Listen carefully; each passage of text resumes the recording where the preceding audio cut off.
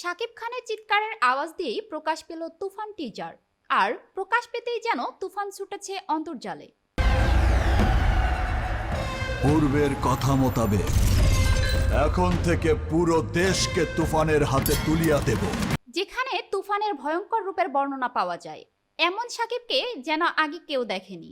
তুফান cinema দিয়ে যে তুফান লাগবে তা আন্দাজ করতে পেরেছিলেন অনেকেই। ধারণা করা হচ্ছে গ্যাংস্টারের ভূমিকায় দেখা যেতে পারে এই তারকাকে। গ্যাংস্টারের লুকে শাকিব এর আগে অনেক সিনেমাতেই অভিনয় করেছেন, কিন্তু তুফান সেগুলোকে যেন ছাপিয়ে গিয়েছে। 90 দশকের গ্যাংস্টারের গল্প নিয়ে গড়ে উঠেছে তুফান সিনেমার কাহিনী। সিনেমার দৃশ্যে শাকিব খানের পোশাক, গাড়ি ও অন্যান্য কিছুতে দেখা গেছে সেই সময়ের ছাপ। টিজারে পাওয়া গেছে চঞ্চল চৌধুরীকে। তার মুখের সংলাপটি লুফে নিতে পারেন শ্রোতারা। তুফান, খুব ভয় পাইছি রে। রায়হান রাফি পরিচালিত তুফান সিনেমাটি আসছে ঈদ উল আজহায় মুক্তি পাবে। এই সিনেমায় থাকছেন ভারতের নায়িকা মিমি চক্রবর্তী ও বাংলাদেশের মাসুমা রহমান নাবিলা।